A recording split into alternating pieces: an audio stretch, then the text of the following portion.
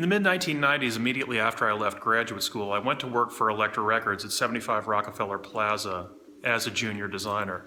I was doing work like this. Not the design. I would take the client's assets and format them for CD. Needless to say, my time in the art department was short-lived. It was short-lived due to my own arrogance. I had spent time in grad school working on work that I felt was highly idealistic, and somehow I found the work being done in the art department, again, wrongly so, I found doing work like that to be below me. Here's a random sampling of the actual design work that I did for Elektra Records and None Such during this period. I learned a hard lesson in that I was fired from Elektra Records about 6 months after starting the job. Immediately upon being fired, I bought a Mac and picked up a few clients, one of which was None Such Records. The other was Voyager Corporation, Janus Films. I spent my days doing about 50% commercial design work for clients like Voyager Corporation, Janus Films. The rest of the time, I decided to return to the type of self-directed study, to continue the program that I had established for myself in graduate school, regardless of the costs. So for roughly 50% of the day, I worked on writing 30 minutes of music and spoken word tracks, designing original typefaces, and a set of what I saw as extremely idealistic and aggressively avant-garde posters. Here we can see my piece, The Temptation of St. Wolfgang. This is exactly the type of work that I was working on at the time.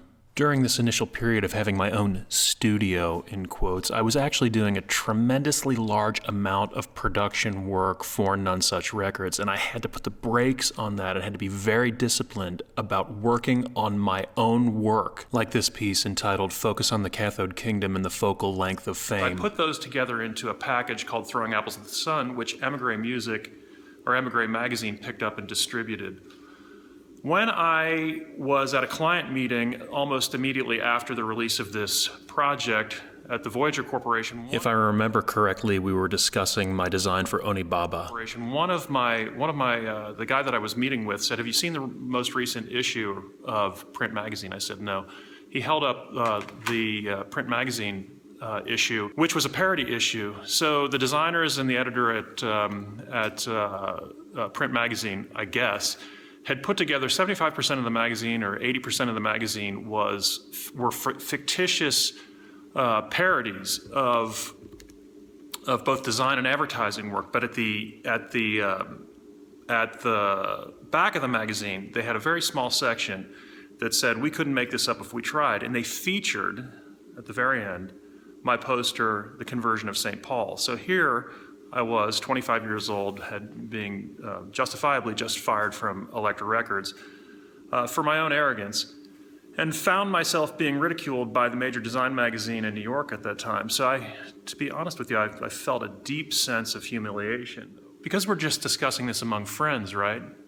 I thought I might share that simultaneously, I found it exceedingly problematic that one of the major design magazines at the time would see fit to ridicule work that didn't have a commercial mandate and that was concerned with issues other than commerce.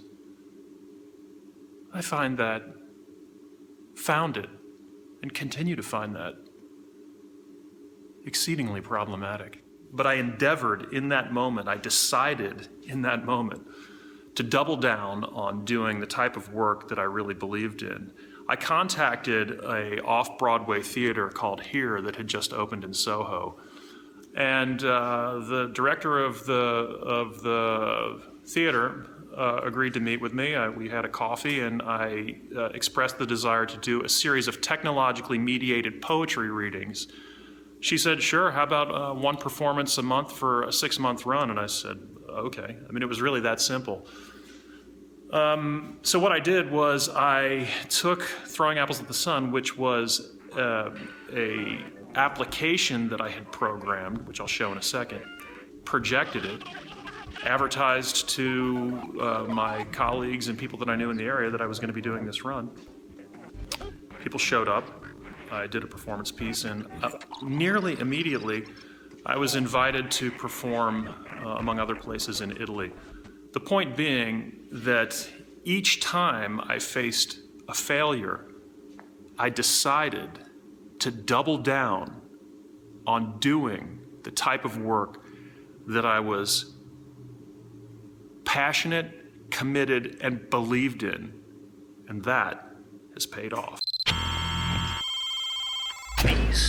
Immediately after meeting with Kristen Marting, the director of Here, the black box theater that I'd be performing in, I set about promoting the piece through paper pasting in Soho and sending out promotional material. He's crossing the threshold. He's crossing the threshold.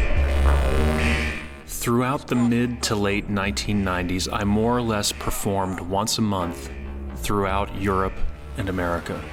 In essence, the performance piece developed over the course of many years, punctuated by performances in Berlin, as an example. Here we see images from the later period, Typo 2000, Eric Spiekerman's conference in Berlin. I had a 2-room studio off Greenwich Avenue where I was working hard on the objects that you see on the floor and distributed around the stage, which were effectively pieces of electronics that would interact with the projected digital video and the application that I wrote. This is Eric Spiekerman introducing me before I went on.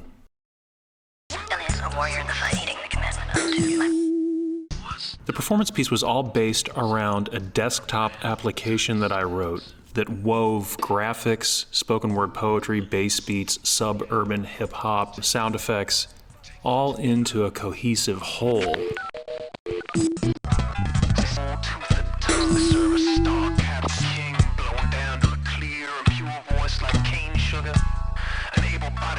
Messenger. I'm talking about discipline, Jack. Kind, unkind kids burn the field, found repulsive, like cactus. Elevator platform, cloud station, rain dance, blink, like so many savage horseback marks.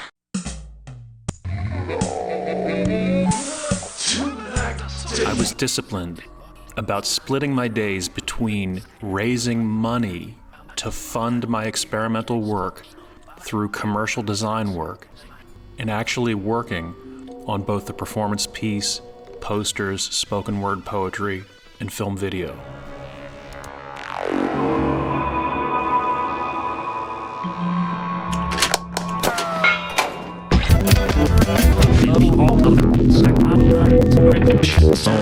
Briar patches. Tell them about the crows, boy! Well, they paid me. Yeah, they made me bring word crows. These blackbirds left to me, I would not, nor would I.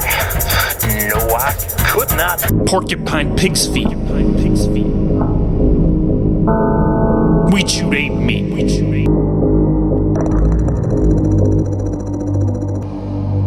Trois monstres sans dents et sans utilité sont Gape at me? poilus. They ape at me? And still I show no fear.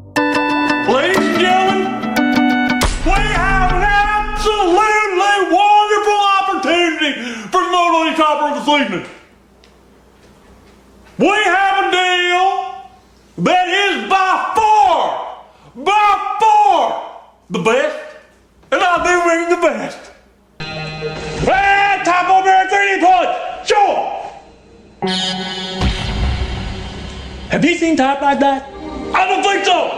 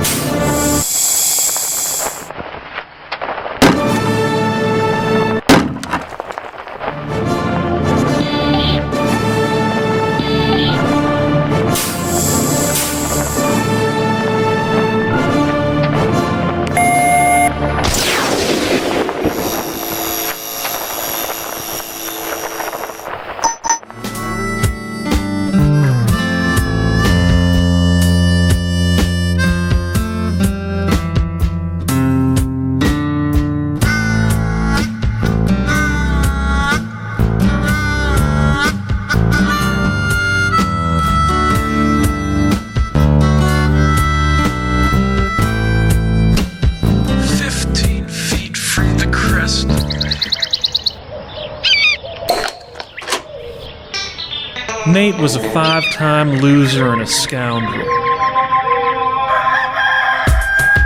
Born in the pine tar waters of the Ohio River, he bore no genuine love for Delia.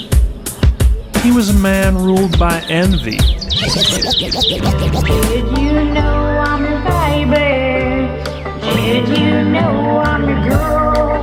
I'm gonna shoot you like poaching a squirrel.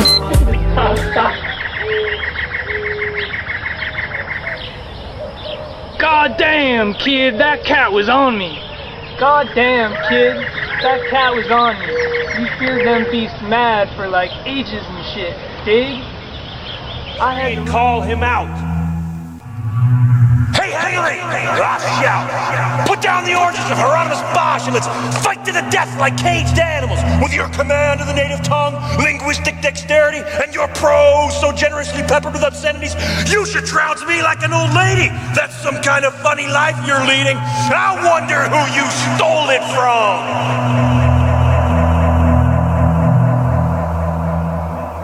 In this dream,